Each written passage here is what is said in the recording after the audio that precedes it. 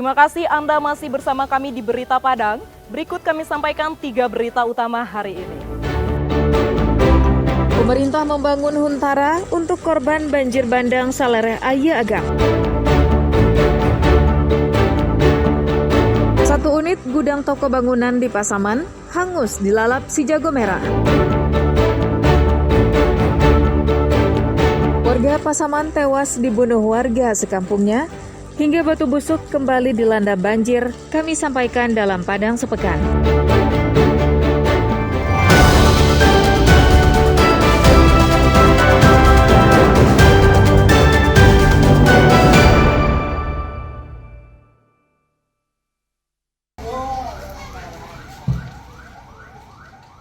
Kebakaran menghanguskan 1 unit gudang toko bangunan yang berada di Jalan Lintas Medan Bukit Tinggi. Tepatnya di Jorong Kauman, Nagari, Tanjung Betung, Pasaman pada Rabu dini hari. Bangunan yang terbakar adalah sebuah gudang toko bangunan yang merupakan bekas kantor Wali Nagari. Gudang toko bangunan itu disewa seorang warga.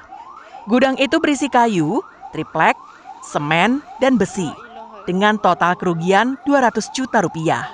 Untuk memadamkan api, petugas damkar mengerahkan 2 unit mobil pemadam serta mengerahkan 12 personel dari pos Tapus ke lokasi kejadian. Proses pemadaman hingga pendinginan baru selesai pada pagi harinya. Saat pemadaman berlangsung, personel damkar juga sempat terkendala akibat rusaknya mesin pompa air dari mobil yang digunakan. Dari pos Tapus menurunkan 2 armada.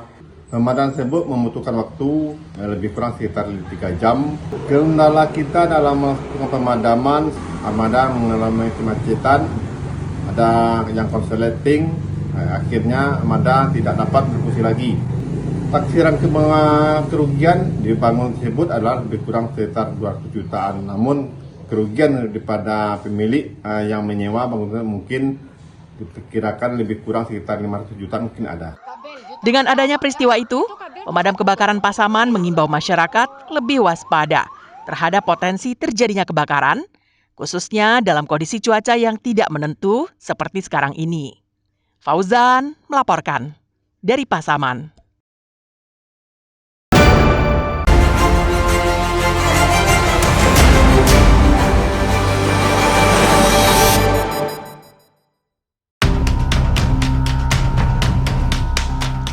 Warga Jorong Talago Nagari 7 Koto Talago, Kecamatan Gugua 50 Kota, digemparkan dengan penemuan sesosok perempuan tua yang tewas di depan rumahnya.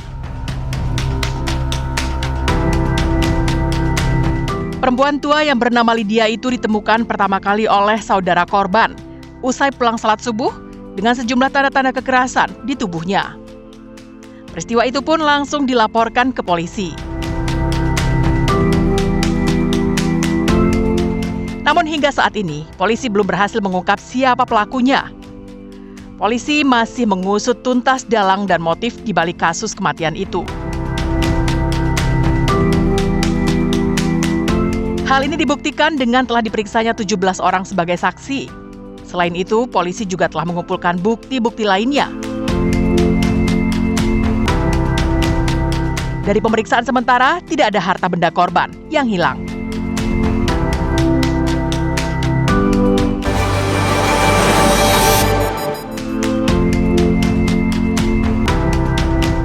Sebanyak 100 unit hunian sementara mandiri didirikan untuk korban banjir bandang di kawasan Kapalokoto, Kecamatan Pauh Padang. Dengan melibatkan siswa SMK jurusan bangunan dan relawan Tagana, serta polisi dan tentara, hunian sementara mandiri dibangun. Huntara mandiri yang dibangun ini merupakan inisiasi Wakil Gubernur Sumbar yang berasal dari donasi seorang artis. Huntara ini didirikan di lahan pinjaman milik warga, seluas 1 hektar dan ditargetkan rampung 2 minggu ke depan. Sebanyak 100 keluarga korban banjir bandang akan tinggal di Huntara Mandiri ini, hingga hunian tetap yang dibangun oleh pemerintah pusat melalui BNPB selesai dan bisa ditempati.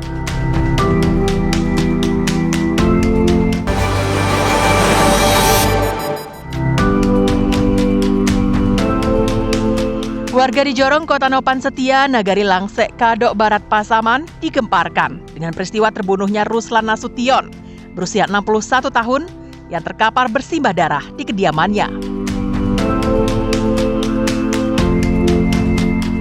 Ruslan Nasution tewas di tangan Reski Hamdi. Peristiwanya berawal saat Ruslan Nasution sedang minum kopi di ruang tamu rumahnya. Tiba-tiba datang Reski dengan membawa senjata tajam dan langsung menganiaya korban hingga tewas. Setelah itu, Reski langsung kabur. Tak berselang lama, polisi kemudian datang ke lokasi dan melakukan olah tempat kejadian peristiwa. Informasi yang beredar, kasus itu dipicu oleh permasalahan batas tanah atau sepadan antara keduanya yang tak kunjung selesai.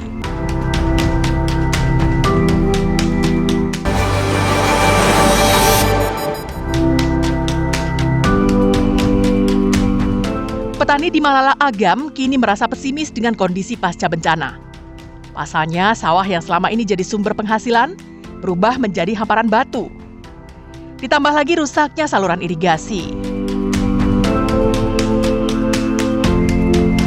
Selain sawah yang menjadi sumber kehidupan, rumah mereka juga banyak yang rusak akibat banjir bandang. Untuk sementara, warga hanya bisa bertahan hidup dengan bantuan sembako dan kebutuhan lain yang disumbangkan relawan. Warga berharap pemerintah melakukan perbaikan dengan cepat, seperti membuka kembali akses jalan, memperbaiki irigasi, serta menyingkirkan material longsor yang telah hampir 1 bulan menumpuk di lahan pertanian mereka.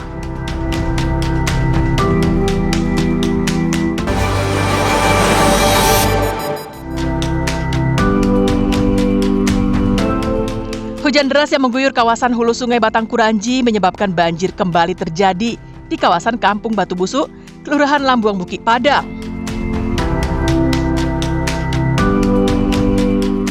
Air sungai kembali meluap dan meluber ke jalan dan permukiman.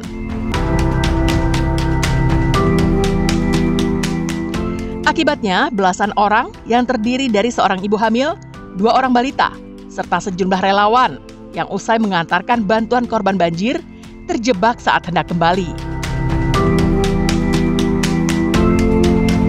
Anggota TNI yang mengetahui peristiwa itu segera ke lokasi dan berupaya mengevakuasi belasan warga itu menggunakan tali. Proses evakuasi pun berlangsung dramatis karena derasnya arus sungai yang meluber ke jalan. Selain itu, saat evakuasi berlangsung, hujan juga mengguyur dengan deras. Banjir ini merupakan yang kedua kalinya usai daerah Batu Busuk dilanda banjir bandang pada akhir bulan lalu.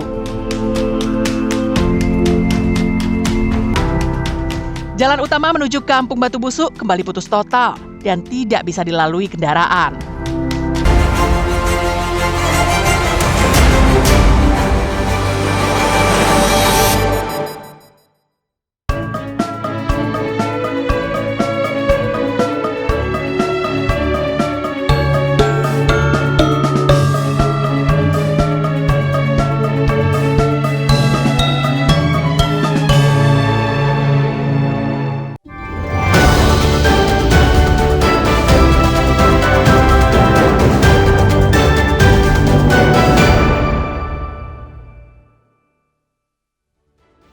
Baik Dunsana dimanapun Barado, sampai di siko dulu pertemuan awak untuk hari Ko Dunsana. Saya Putri Febrina Marlini bersama dengan tim redaksi yang bertugas mohon pamit undur diri. Terima kasih atas kebersamaan Anda. Tetap semangat dan sampai jumpa.